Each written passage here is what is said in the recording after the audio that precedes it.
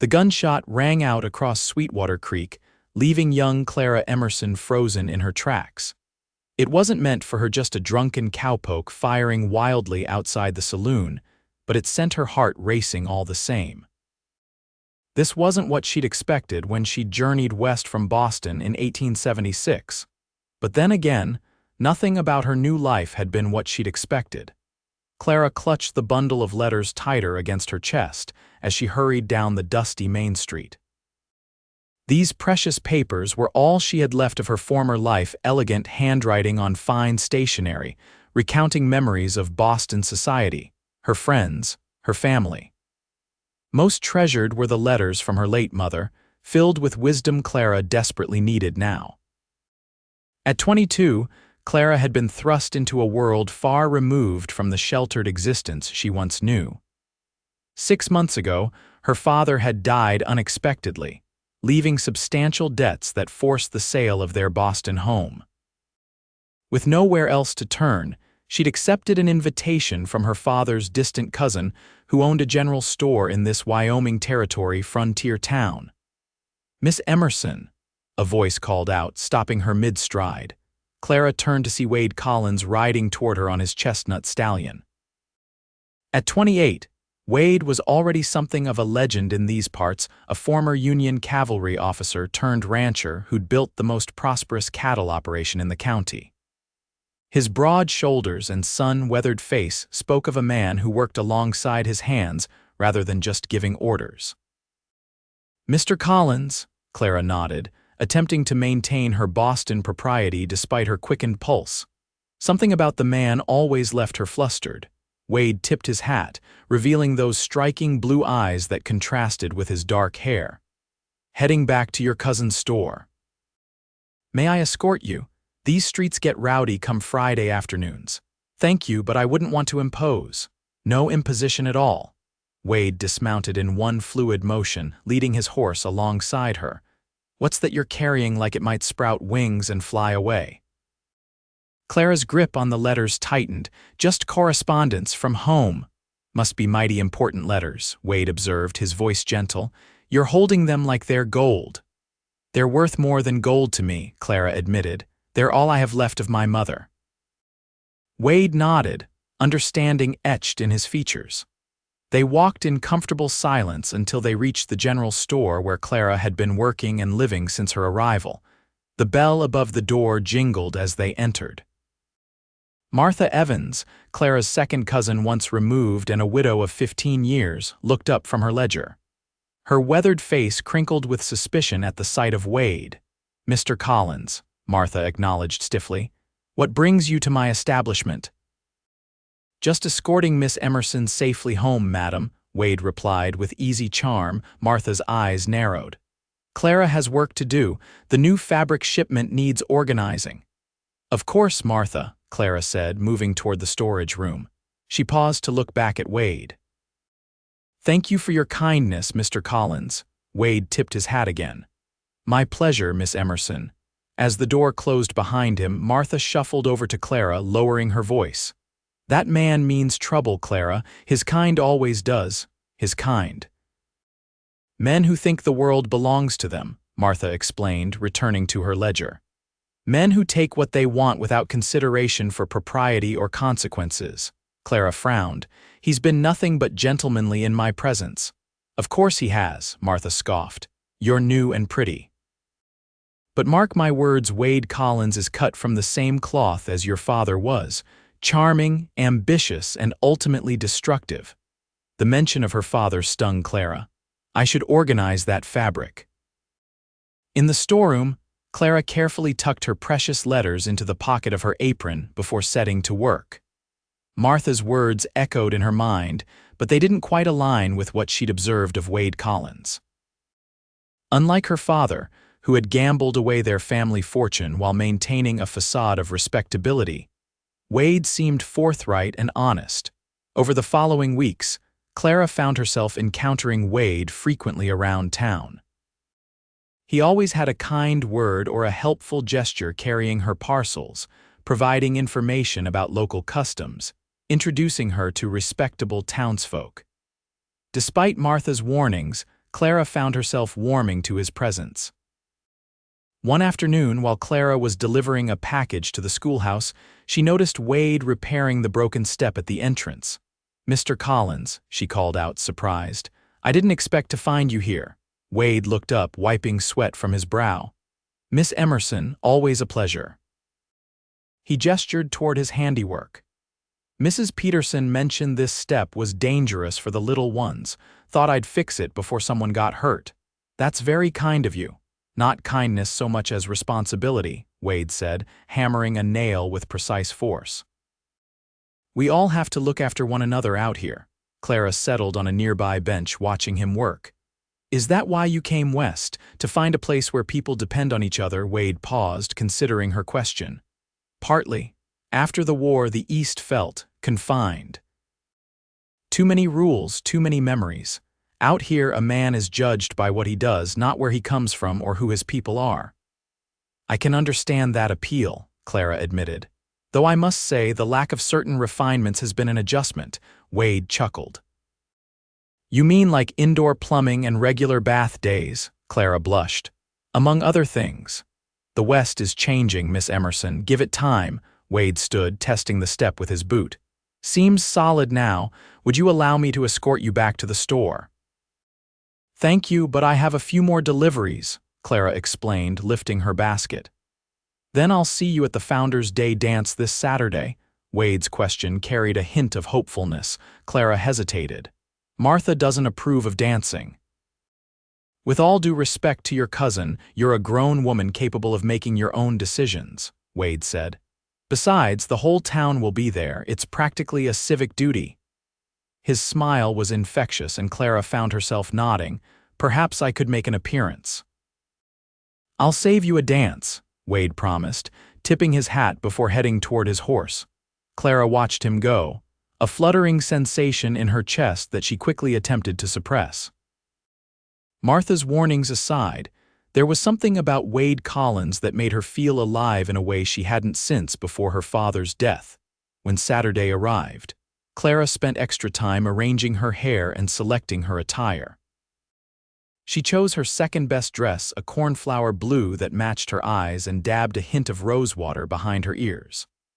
Her heart raced with anticipation as she made her way to the town hall, where lanterns illuminated the night, and a fiddle player was already striking up a lively tune. Inside, the hall was transformed. Colorful bunting hung from the rafters, tables lined the walls laden with food, and couples swirled around the makeshift dance floor. Clara stood in the doorway, suddenly uncertain. In Boston, she'd attended countless balls and soirees, but this felt different, more authentic somehow, less bound by strict social protocols. "You came," Wade's voice behind her sent a jolt down her spine. Clara turned to find him dressed in his finest, not formal attire by Boston standards, but impressive for Sweetwater Creek. His black jacket was well-tailored, his shirt crisp white, and his boots polished to a shine. "You clean up well, Mr. Collins," Clara remarked, immediately regretting her forwardness. Wade grinned. "As do you, Miss Emerson. That blue suits you." Before Clara could respond, Martha appeared at her side, eyes narrowed with disapproval. "Clara, I thought you were retiring early with a headache." Clara straightened her shoulders. "I'm feeling much better now, thank you." Martha's lips thinned to a tight line. "I see." Her gaze shifted to Wade. "Mr. Collins." "Mrs. Evans," Wade greeted politely. "Would you mind terribly if I claimed a dance with your cousin?" "Clara knows my feelings on the matter," Martha replied stiffly. An uncomfortable silence fell between them until Clara made a decision. "One dance, Martha. Surely there's no harm in that." Without waiting for her cousin's response, Clara allowed Wade to lead her onto the dance floor. As his hand settled respectfully at her waist and he took her other hand in his, Clara felt a thrill of rebellion mixed with pleasure. "Your cousin doesn't seem pleased," Wade observed as they began to move with the music. "Martha has strong opinions about many things," Clara replied. "She believes dancing leads to moral decay." Wade raised an eyebrow. "Does it?" "If it does, I haven't noticed yet." Clara said with unexpected boldness that made Wade laugh.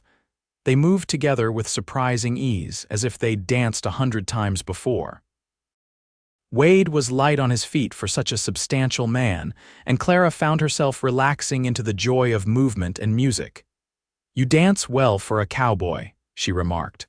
"My mother insisted all her sons learn," Wade explained. "Said no child of hers would embarrass her at social functions, frontier or not. She sounds like a formidable woman." "She was," Wade's expression softened with remembrance. "Died of fever when I was 16. Pa followed 2 years later." "I'm sorry," Clara said, understanding the weight of such loss. "It was a long time ago," Wade said. "Tell me about your mother. You mentioned her letters." Clara's face brightened. "She was extraordinary, educated, kind, with an artist's soul. She taught me to see beauty in everyday things." Her voice grew wistful. She would have loved the sunsets here, the way the light turns the mountains purple at dusk. "You have her eye for beauty, then," Wade said softly. The music ended and they stood for a moment, still connected by their joined hands, until Clara became aware of Martha's glare from across the room. "I should probably," Clara began. "One more dance," Wade asked. "Unless you fear moral decay is imminent," Clara laughed despite herself. "Perhaps just one more." One dance became 2, then 3, and before Clara knew it, the evening was drawing to a close. She danced with several other men from town, the young doctor, the banker's son, even the elderly mayor, but it was the dances with Wade that left her breathless. As Wade walked her back to the general store, the night air cool against her flushed cheeks, Clara felt more alive than she had in months. "Thank you for a lovely evening," she said as they reached the store's front entrance. "The pleasure was mine," Wade replied, his voice low in the darkness. "I hope there will be more evenings like this." "Martha would have apoplexy," Clara said, only half joking. "Your cousin means well, I'm sure," Wade said diplomatically. "But she doesn't decide your future, Clara. Only you can do that." The use of her given name sent a flutter through her chest. "Good night, Mr. Collins." "Wade," he corrected gently. "After sharing 5 dances, I think we can dispense with some formalities." "Good night, Wade," Clara amended, her name for him feeling intimate on her tongue. "Good night, Clara." He took her hand, brushing his lips across her knuckles in a gesture that was both old-world courtly and thrillingly personal. Clara slipped inside, her hand still tingling from his touch. She tiptoed past Martha's room, relieved to hear gentle snoring indicating her cousin had already retired.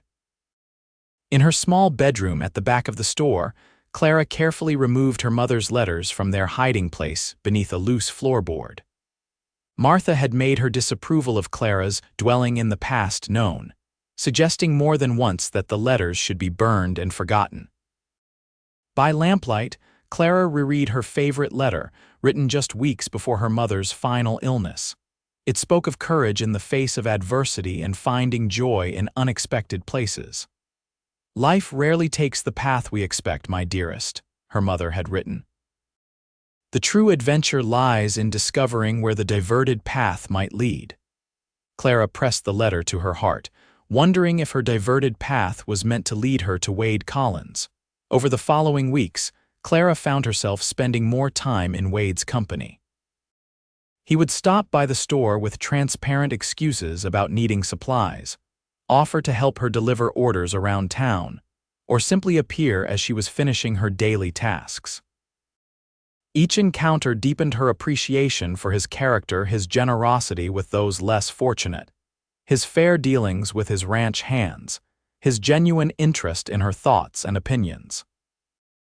Martha's disapproval grew more pronounced with each passing day, culminating in a confrontation one evening as Clara returned from a walk with Wade.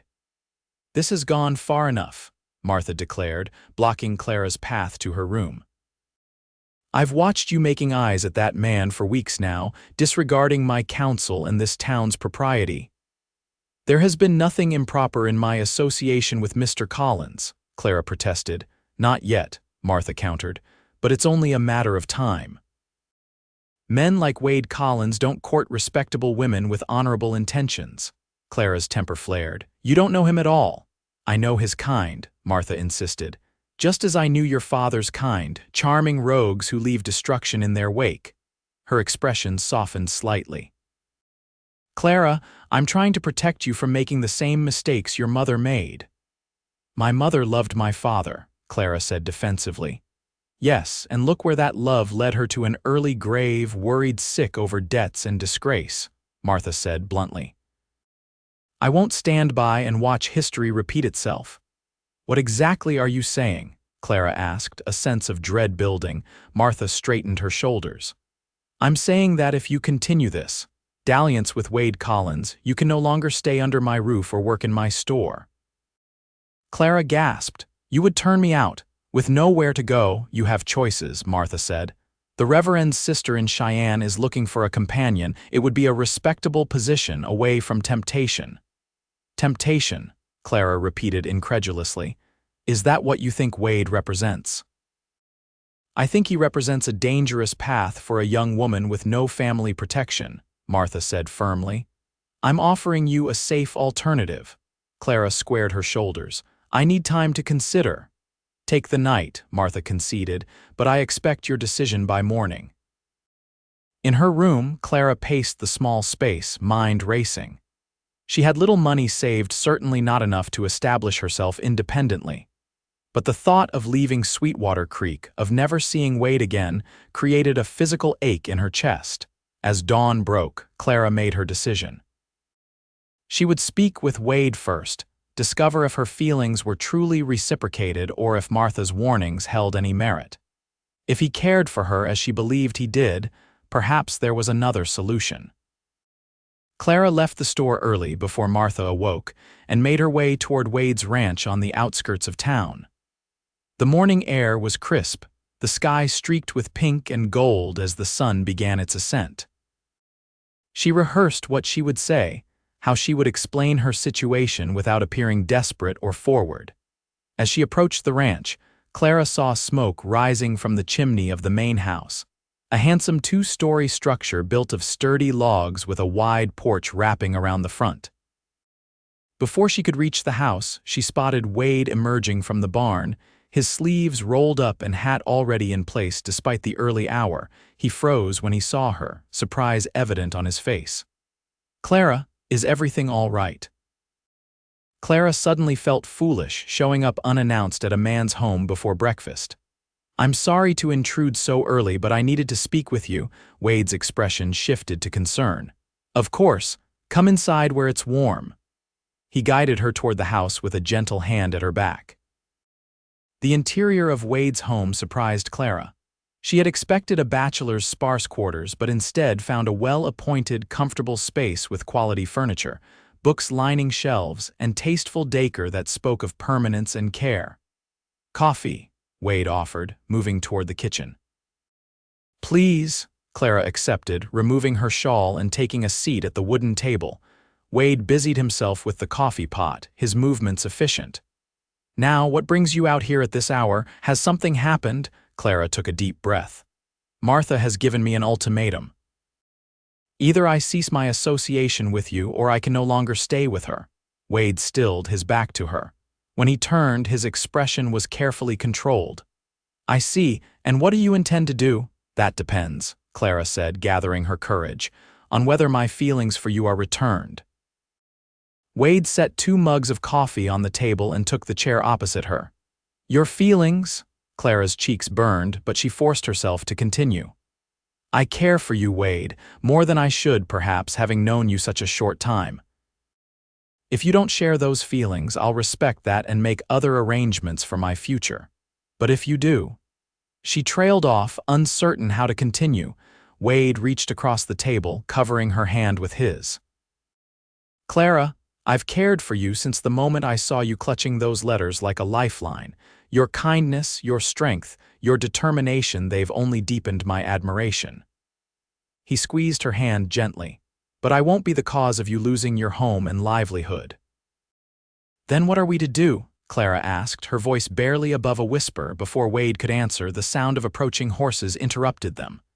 Wade moved to the window, his expression darkening. Trouble, he said simply, reaching for his gun belt hanging by the door. What is it?" Clara asked, alarmed. "The Blackwood brothers," Wade explained grimly. "They've been trying to intimidate smaller ranchers into selling out. Seems it's my turn for a visit." Clara moved to the window, seeing 3 riders approaching rough-looking men with an air of menace about them. "Stay inside," Wade instructed, buckling his gun belt. "No matter what happens or what you hear." He stepped onto the porch as the riders drew up in front of the house. Clara remained by the window, heart pounding. "Collins," the lead rider called out, a burly man with a scar running down his cheek. "Heard you've been encouraging the McDermott widow not to sell her place." "Mrs. McDermott can make her own decisions, Blackwood," Wade replied evenly, "as can all my neighbors." "See, that's where you're wrong," Blackwood sneered. "This territory's changing. Small operations can't survive. Better they sell to us now, get a fair price before accidents start happening." "That sounds remarkably like a threat," Wade said, his hand resting casually near his holster. "Take it however you want," Blackwood shrugged. "But know this, we're buying up this whole valley one way or another. You'd be smart to sell too before you find yourself with unexpected troubles." "I appreciate your concern for my business affairs," Wade said dryly. "Now, if you don't mind, I have work to do." Blackwood spat on the ground. "You'll regret crossing us, Collins." His gaze shifted toward the window where Clara stood. "Heard you've been keeping company with the Boston girl. Pretty little thing. Be a shame if something happened to her on account of your stubbornness." Clara saw Wade's posture change instantly, tension radiating from every line of his body. When he spoke, his voice was deadly quiet. "Threaten me all you want, Blackwood. But if you so much as look in Miss Emerson's direction again, they'll be burying what's left of you in a matchbox." The intensity of his words sent a chill down Clara's spine. Blackwood's expression darkened, but after a tense moment, he jerked his head at his companions. "Let's go, boys." Collins needs time to reconsider his position. As they turned their horses, Blackwood called back, "We'll be seeing you real soon." Clara watched them ride away, her hands trembling. Wade remained on the porch until the riders disappeared from sight, then returned inside, his expression grim. "I'm sorry you had to witness that," he said, removing his gun belt. "Who are they exactly?" Clara asked. "Frank Blackwood and his brothers," Wade explained, pouring more coffee with a slightly unsteady hand. "They moved in about a year ago, buying land and cattle. At first it seemed legitimate, but lately they've been pressuring smaller ranchers to sell using threats, sabotage, whatever it takes." "And they threatened me," Clara said quietly, Wade's jaw tightened. "Which is why you should return to town immediately. I'll escort you." "So they win." "We simply stop seeing each other because of their threats. This isn't about winning or losing, Clara. It's about keeping you safe." Wade ran a hand through his hair in frustration.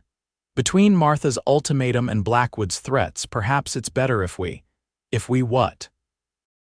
Clara challenged, rising from her chair. "Give up. Let others dictate our lives." Wade moved toward her, taking her hands in his. "I care for you too much to put you in danger.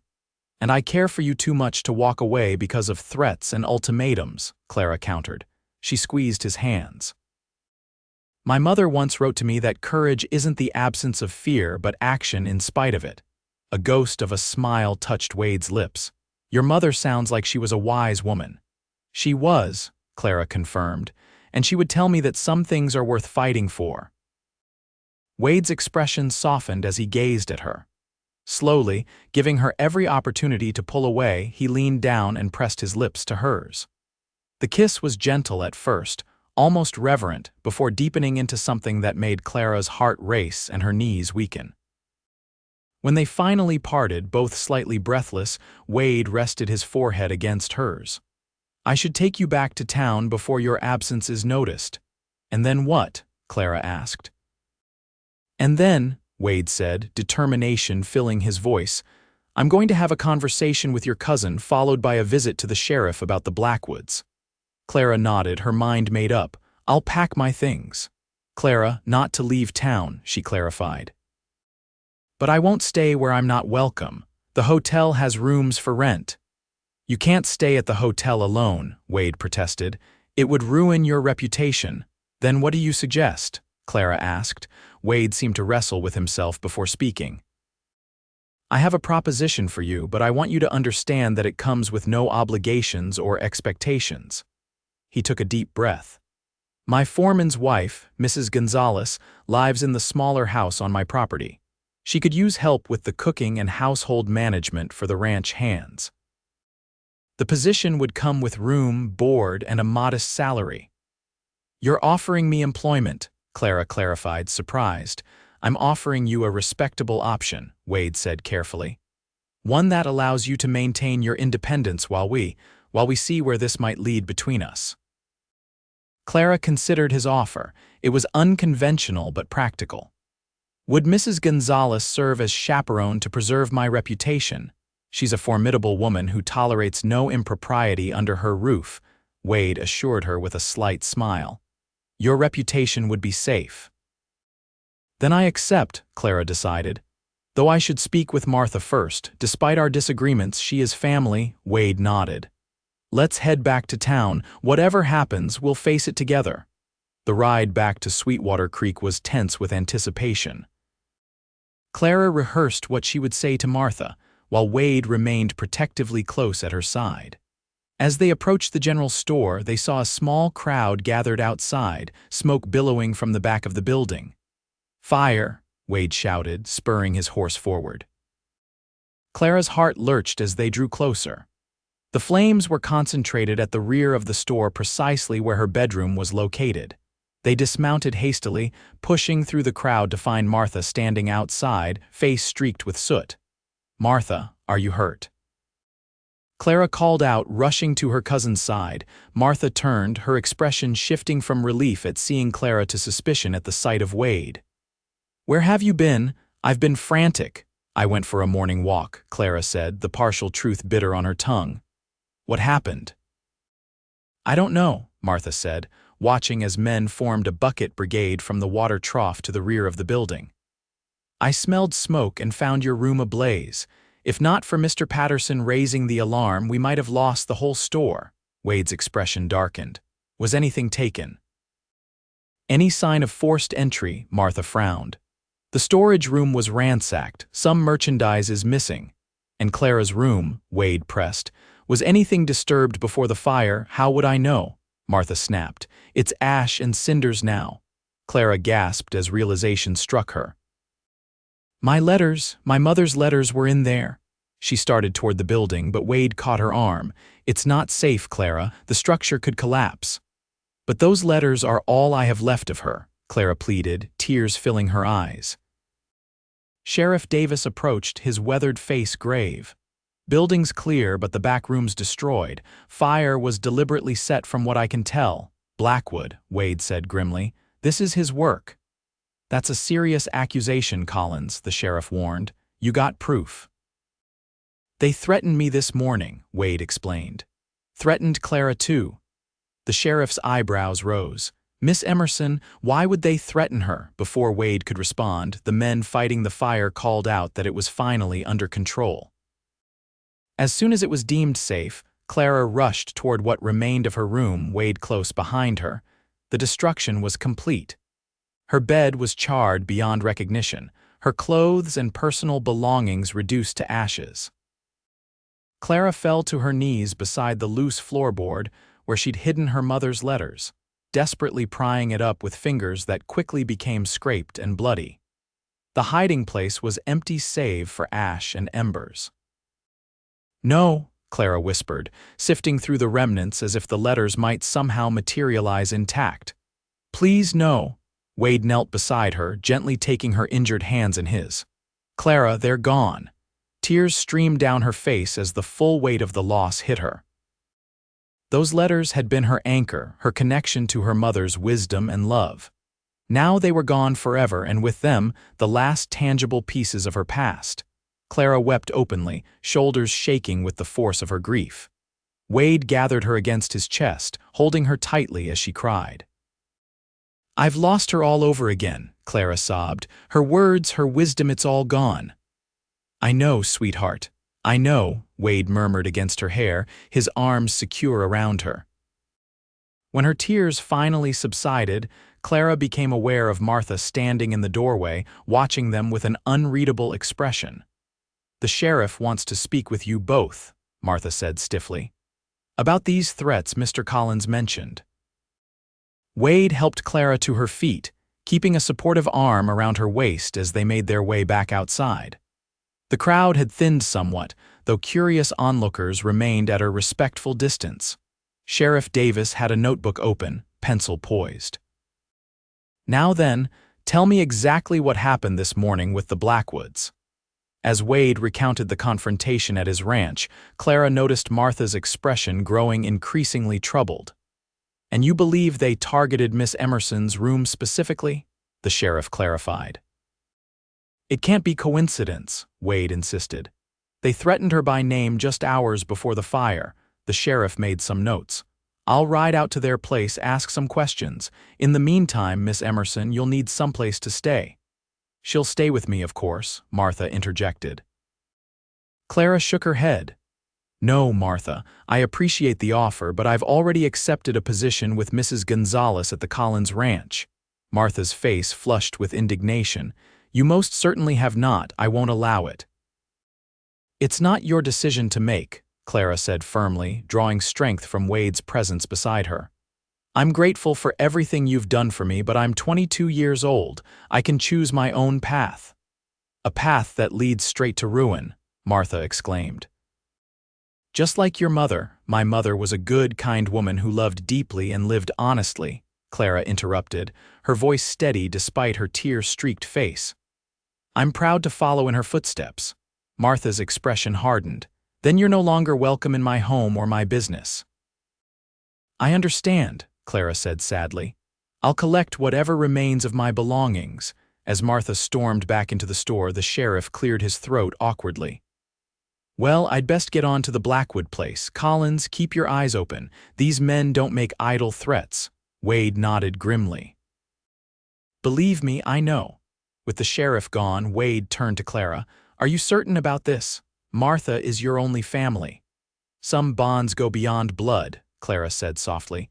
"The family we choose can matter more than the family we're born to." Wade's expression softened with understanding. "Let me help you gather your things, and then we'll head to the ranch. Mrs. Gonzalez will have you settled in no time." True to Wade's word, Elena Gonzalez proved to be both efficient and kind. A handsome woman in her 50s with silver-streaked black hair and keen dark eyes. She welcomed Clara warmly while establishing clear boundaries about propriety on the ranch. "Mr. Collins is a good man," Elena said as she showed Clara to a small but comfortable room in the cozy house she shared with her husband, Miguel, the ranch foreman. "But men are men and talk is cheap. You'll be treated with respect under my roof, señorita." "Thank you, Mrs. Gonzalez," Clara said gratefully. "I appreciate your taking me in on such short notice." "Elena, please," the older woman insisted. "And it is no trouble. This ranch feeds 30 men. Another pair of hands is always welcome." Over the next few days, Clara settled into a new routine. She rose early to help Elena prepare breakfast for the ranch hands, learned to manage the large household accounts, and gradually mastered the art of cooking for large numbers of hungry men. The work was hard but satisfying, and Elena proved to be a patient teacher and engaging companion. Wade kept a respectful distance, limiting their interactions to brief conversations during meals or occasional walks in the evening, always within sight of the main house. Despite this propriety, Clara could feel their connection deepening. They spoke of their pasts, their hopes, their beliefs. Wade shared stories of his time in the Union Army, his struggle to establish his ranch, his dreams of expanding his cattle operation. Clara told him about her childhood in Boston, her education, her passion for literature and art. A week after the fire, Sheriff Davis rode out to the ranch with troubling news. "Blackwoods deny everything, of course," he reported as they sat on the porch of the main house. "But I've been asking around. Seems they've been involved in similar incidents across 3 counties. Problem is, no one's willing to testify against them. So they just continue terrorizing people," Clara asked incredulously. The sheriff shrugged helplessly. Without evidence or witnesses, my hands are tied. What about my letters? Clara pressed. They were stolen before the fire was set. Could have burned completely, the sheriff suggested. Paper burns fast. Wade leaned forward, his expression intense. What if we could prove their involvement? What would you do then, if I had solid evidence? The sheriff considered. I'd arrest them. But Blackwood has friends in the territorial government. It would need to be irrefutable proof. After the sheriff departed, Wade paced the porch, deep in thought. There has to be a way to stop them. Perhaps if other ranchers came forward together, Clara suggested. Wade shook his head. Too afraid, the Blackwoods have made examples of those who resist. He stopped pacing suddenly. Unless what? Clara prompted. Unless we give them what they want, Wade said slowly. Or at least make them think we are. Over the next several days, Wade implemented his plan. Word spread through town that he was considering selling his ranch due to personal concerns. He made a show of meeting with land agents, discussing terms loudly enough to be overheard in the saloon. As expected, Frank Blackwood approached him directly, offering to buy the ranch at a price that, while below market value, wasn't insultingly low. Need time to consider, Wade told him, playing the part of a man reluctantly selling his life's work. Got some conditions, too. Such as? Blackwood asked suspiciously. Want to stay on through spring calving, Wade said. And I need assurance that my foreman and his wife keep their positions. Blackwood agreed readily enough, clearly believing he'd won. Draw up the papers and we'll make it official next week. Meanwhile, Clara continued adjusting to ranch life, finding unexpected joy in the work and the community of people who kept the operation running. Alina had become a friend and confidante, while Miguel taught her to ride properly, a skill she'd never fully mastered in Boston. One evening, as Clara sat on the porch of Alina's house, enjoying the spectacular sunset, Wade joined her. His expression was troubled. Blackwood's bringing the money and papers tomorrow, he said without preamble. Sheriff Davis will be hidden in my office, ready to make the arrest when Blackwood incriminates himself. Is it dangerous? Clara asked, concern evident in her voice. Wade sat beside her, taking her hand. I won't lie to you, these men are dangerous when cornered. But the sheriff has deputies positioned nearby and Miguel has armed the ranch hands. Clara squeezed his hand. I wish there was another way. So do I, Wade admitted. But sometimes you have to stand your ground even when it's risky. They sat in companionable silence as the sky deepened from orange to purple. Finally, Wade spoke again, his voice soft. I've been thinking about your mother's letters. Clara's heart clenched at the mention. Though weeks had passed since the fire, the loss still felt raw. What about them? You told me once that they contained her wisdom, her love for you, Wade said. That they guided you when you needed direction. They did, Clara confirmed, tears threatening. Wade turned to face her fully. Those letters are gone and nothing can replace them. But their destruction doesn't erase the woman who wrote them or the daughter she raised. He reached into his pocket, withdrawing a small leather-bound book. I can't restore what you've lost, but perhaps in time we could create something new. He handed her the book. Opening it, Clara found blank pages of fine quality paper with a pencil tucked into the spine. I'll write new ones for you, Wade said simply. Not to replace your mother's words, but to add to them. Letters about our life here, about the beauty you've brought to this place, about the future we might build together if you'll have me.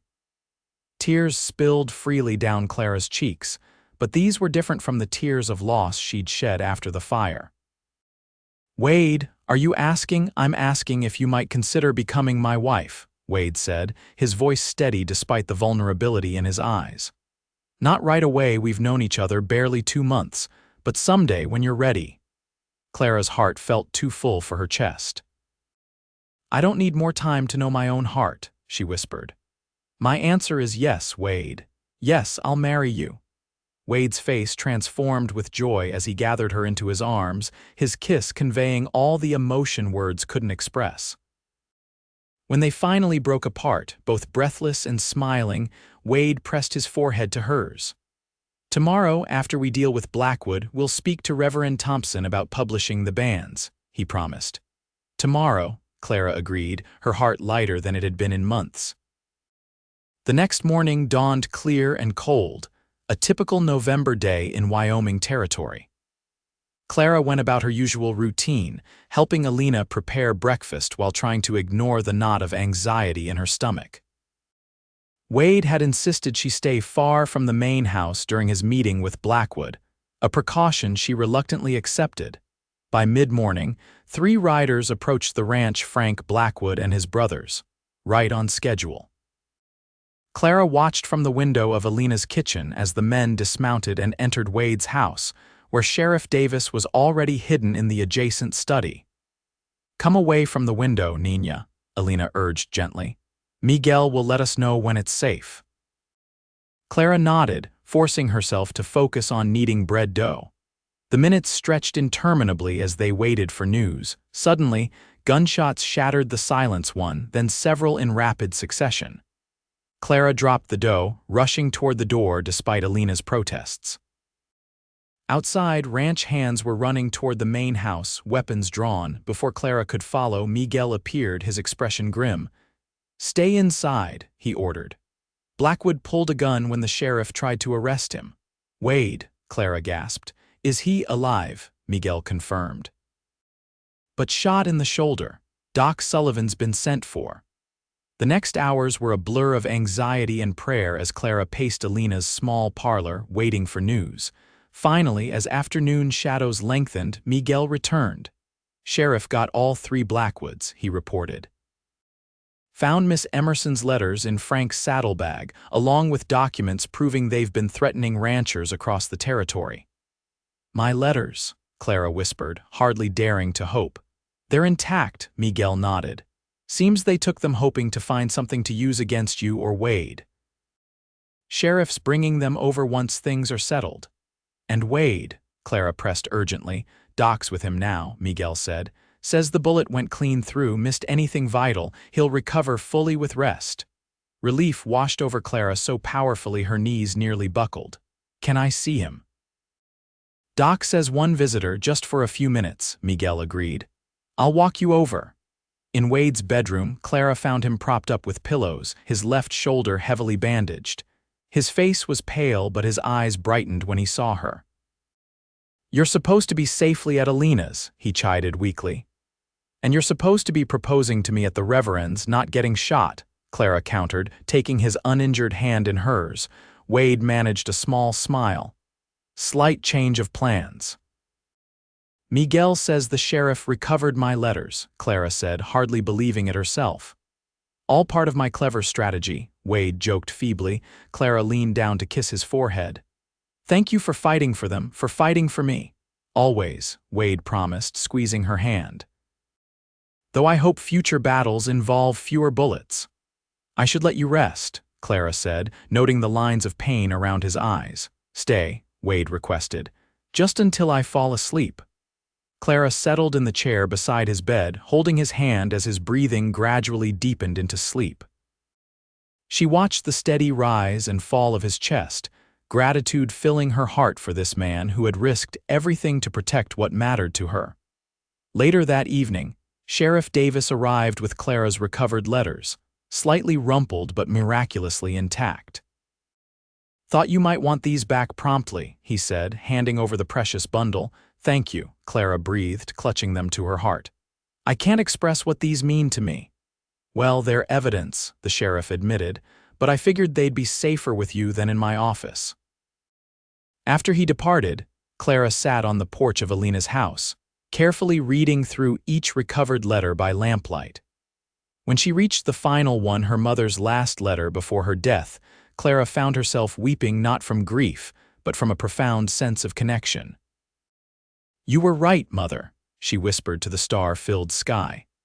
"Life rarely takes the path we expect, but sometimes the diverted path leads exactly where we're meant to be." Spring arrived in Wyoming territory with a riot of wildflowers and the plaintive calls of newborn calves. Wade's shoulder had healed completely, and the Blackwood brothers were serving time in the territorial prison. The ranch was thriving, with Wade implementing innovative breeding techniques that promised to improve his herd. On a perfect May morning, with the Bighorn Mountains providing a majestic backdrop, Clara Emerson became Clara Collins in a ceremony attended by most of Sweetwater Creek. Even Martha had relented enough to attend, though she maintained a certain stiffness throughout the celebration. As Wade led his bride in their first dance as husband and wife, he whispered in her ear, "Happy, Mrs. Collins?" Clara's smile could have outshone the sun. "Completely, Mr. Collins." Later, as they prepared to depart for a brief honeymoon in Denver, Wade presented Clara with another gift, a hand-tooled leather box containing the letters her mother had written, alongside the new ones he had begun writing to her during their courtship. "For safekeeping," he explained. "Past and future together." Clara traced the intricate design on the box, tears of joy threatening. "It's perfect." "I promised I'd write new ones for you," Wade reminded her, "and a Collins always keeps his promises." "Always," Clara teased, leaning into his embrace. "Always," Wade confirmed, sealing his vow with a kiss that promised a lifetime of letters yet to be written, and a love story still unfolding beneath the vast Wyoming sky. 5 years later, Clara sat on the expanded porch of their ranch house, watching as Wade taught their 4-year-old son William to ride his first pony. Their 2-year-old daughter Catherine played nearby, attempting to build a tower with wooden blocks under the watchful eye of Alina, who had become like a grandmother to the children. The ranch had prospered beyond their expectations. Wade's innovative breeding program had produced cattle that thrived in the harsh Wyoming climate, and ranchers from as far away as Montana came to purchase his stock. Clara had established a small school for the children of their ranch hands and neighboring homesteads, fulfilling her passion for education. As the evening sun painted the mountains gold, Wade joined Clara on the porch, little Catherine climbing eagerly into his lap while William continued practicing his riding. "I received a letter from Martha today," Clara mentioned, showing him the envelope. "She's finally accepted my invitation to visit next month." Wade raised an eyebrow. 5 years and she finally relents. What changed her mind? "I think she's lonely," Clara said thoughtfully, "and perhaps seeing our success has convinced her that her fears were unfounded." Wade nodded, bouncing Catherine on his knee. "Better late than never, I suppose." Clara leaned against his shoulder, contentment warming her heart. "I found something interesting today while organizing the study." "Oh," Wade prompted. Clara produced a slightly wrinkled paper, the very first letter Wade had written her during their courtship. "Do you remember this?" Wade smiled, taking the letter. "My dearest Clara," he read aloud. "Today I watched you laugh as you gathered wildflowers by the creek, and I knew with absolute certainty that I want to spend my life making you laugh just that way. You've kept your promise," Clara said softly. "Every day." Wade set the letter aside to wrap his arm around her shoulders. "Some promises are easier to keep than others." As the family sat together watching the sunset paint the vast Wyoming sky, Clara reflected on the journey that had brought her here from a sheltered Boston upbringing to this wild, beautiful land, from devastating loss to abundant joy. The letters from her mother remained cherished treasures, but alongside them now were dozens of letters from Wade documenting their lives together, preserving their love story for generations to come. In the distance, William successfully completed a circle on his pony, looking up with an expression of triumphant pride that mirrored his father's exactly. "He's going to be a fine horseman," Wade observed proudly. "Like his father," Clara agreed, her heart full. Later that night, after the children were asleep, Clara found Wade in his study, writing by lamplight. She approached quietly, placing a gentle hand on his shoulder. "Another letter?" she asked, peering at the paper. Wade nodded, setting down his pen to pull her onto his lap. "For our grandchildren, perhaps. Stories they should know about their remarkable grandmother who came west with nothing but a bundle of letters and changed everything." I had a bit more than letters, Clara corrected, running her fingers through his hair, still dark but now threaded with silver at the temples. Oh, Wade asked, his arms tightening around her waist. I had courage, Clara said, kissing his brow. I had hope. She kissed his cheek. And most importantly, she whispered against his lips, I had the good sense to fall in love with a man who promised to write new letters when my old ones burned. As their lips met in a kiss that still held all the passion of their early days, Clara knew with absolute certainty that some fires like the one that had seemingly destroyed her past ultimately illuminate the path to an even brighter future.